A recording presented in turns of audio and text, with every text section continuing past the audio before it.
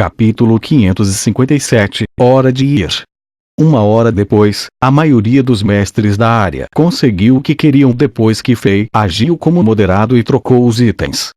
No começo, eles estavam ressentidos com a Fei por arruinar seus negócios. Mas agora, todos estavam felizes porque a maioria deles conseguiu o que queria. Eles agradeceram a Fei e deixaram o palácio mítico alegremente. Claro, alguns deles iam se matar pelos tesouros depois que saíssem desse lugar, mas isso estava fora do controle da Fei. Uma coisa era certa: o rei de Chambord seria conhecido no círculo de mestres a partir de agora. Talvez não por muito tempo, até pessoas normais saberiam que um jovem rei bonito, invencível e tático, estava criando sua própria lenda na região norte de Azeroth. Logo, apenas Fei, Azelbank e os outros 7 guerreiros idosos foram deixados no altar. Vocês podem vir comigo. A região central está fechada e o resto das 34 regiões fechará em breve. É hora de ir. E não é muito seguro no caminho de volta. Como todos nós estamos voltando para a cidade das duas bandeiras, posso proteger vocês no caminho. Fei assinou com a mão e o trono do caos flutuou 1 metro acima do solo e correu em direção ao nível 33 da região. Obrigado. Vossa Majestade. Todos os 7 guerreiros idosos agradeceram-lhe. Eles estavam preocupados que alguns mestres gananciosos e cruéis pudessem emboscá-los, e ficaram todos emocionados depois de ouvir o que Fei disse. No caminho de volta, havia alguns mestres que se escondiam nas estruturas ao lado das ruas. Havia mais de 1 dúzia de pessoas escondidas por aí com espíritos assassinos. No entanto, esses caras ficaram desapontados quando viram Fei ao lado dos 7 guerreiros idosos. Eles sabiam que não podiam lidar com o rei, então nenhum deles era estúpido o suficiente para se mostrar. Portanto, Fei e seu grupo rapidamente saíram pelo portal mítico e retornaram ao oceano subterrâneo. Em menos de 10 minutos, eles retornaram à cidade das duas bandeiras, viajando pelos poços de água. O sol nunca apareceu tão lindo nos olhos desses 7 guerreiros idosos, e até o vento gelado não era mais tão ruim assim. Ah! Nós saímos de lá vivos. Os 7 suspiraram. Se eles não encontrassem Fei, seu salvador, talvez nem tivessem a chance de entrar naquele pequeno mundo. Eles eram todos velhos e à beira da morte. Antes de virem para cá, já aceitaram o fato de que poderiam morrer em outro lugar longe de suas famílias. Eles viajaram por mais de dezenas de milhares de quilômetros para vir aqui para tentar a sorte, e a generosidade de Fei transformou suas vidas, dando-lhes uma segunda oportunidade. Para mostrar nossa gratidão, por favor, permita-nos dar metade de nossas coletas para você. O guerreiro mais graduado entre os 7 guerreiros idosos fez uma reverência em Fei e disse emocionalmente: Sim, Sua Majestade. Por favor, aceite nossa boa vontade. Essa é a única maneira que podemos apresentar para demonstrar nossa gratidão. Isso está certo. Estamos longe de você em termos de talento e força, mas nossas famílias ainda são um pouco influentes na região. Se Sua Majestade precisar de alguma coisa, nossa família Yasuo fará o melhor para ajudar. Os guerreiros idosos tiraram metade de suas coleções de seus espaços de armazenamento, e também tiraram os emblemas de suas famílias para dar a Fei como fichas de lembranças. Fei não recusou. Depois de algumas considerações, ele pegou algumas preciosas ervas e metais raros. Já que o rei tinha o trono do caos, ele podia ir e vir da região central do palácio mítico e conseguir qualquer coisa que quisesse. Então, ele pegou os emblemas, pois podem ser úteis no futuro.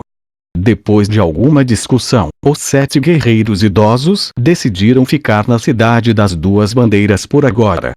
Depois de se acalmarem, eles mandariam mensageiros às suas famílias e esperariam que as forças da família viessem e os guardassem na volta. Como eles tinham tesouros, o caminho para casa não seria pacífico.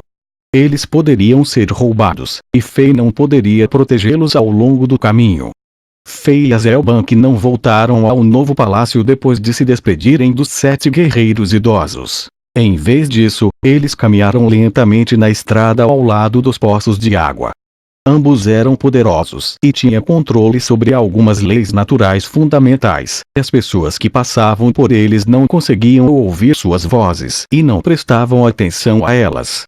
Sua Majestade, você tem algo que você quer me dizer? Perguntou Azelbank depois que eles caminharam juntos por um tempo. Ele sabia que o rei queria falar com ele sobre alguma coisa. Fei assentiu. Há uma coisa que eu preciso discutir com você, Fei disse a Azelbank sobre seu encontro com o santuário do traje negro e Batistuta. No final, ele disse: o diácono direito Batistuta me convidou para participar do santuário deles, e ele ainda está esperando minha resposta na cidade. Quero ouvir sua opinião antes de tomar qualquer decisão. Eu tenho certeza que você já tomou a decisão, certo? O mago de mortos-vivos sorriu e disse de forma significativa. Fei não tentou esconder, então ele disse: você está certo. Eu já tenho algumas ideias básicas. No entanto, a sua opinião e de Arthur também são importantes para mim.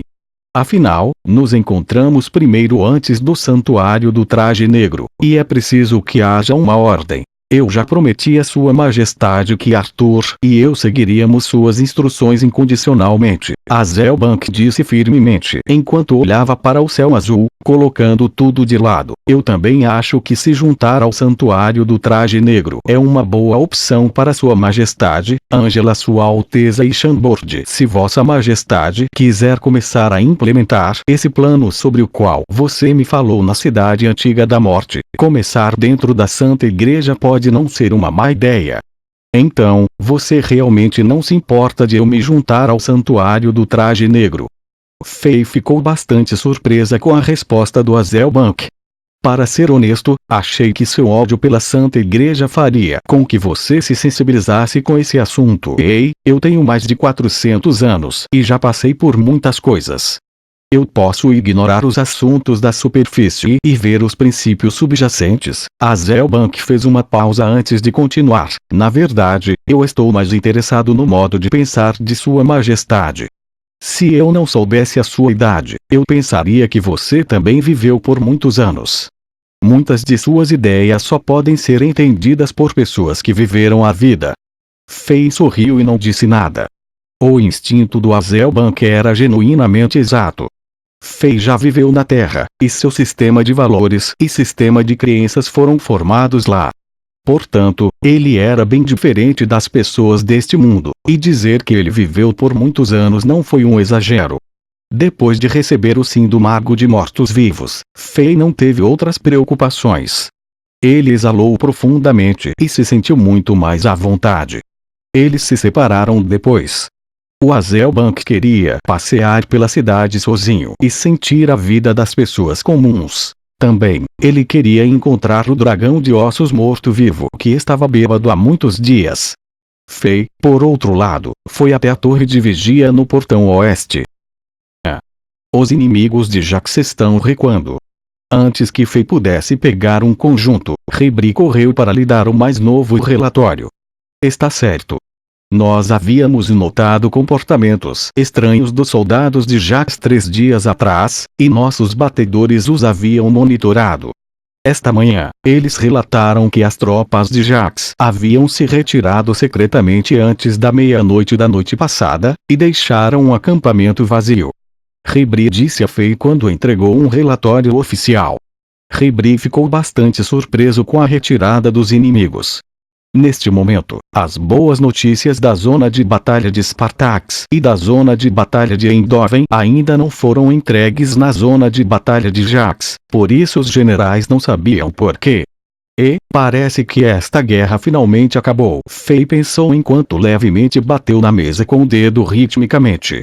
Como o deus da guerra de Zenith, Arshavin, brilhou no campo de batalha, ele conquistou o Império Spartax, o inimigo de Zenith.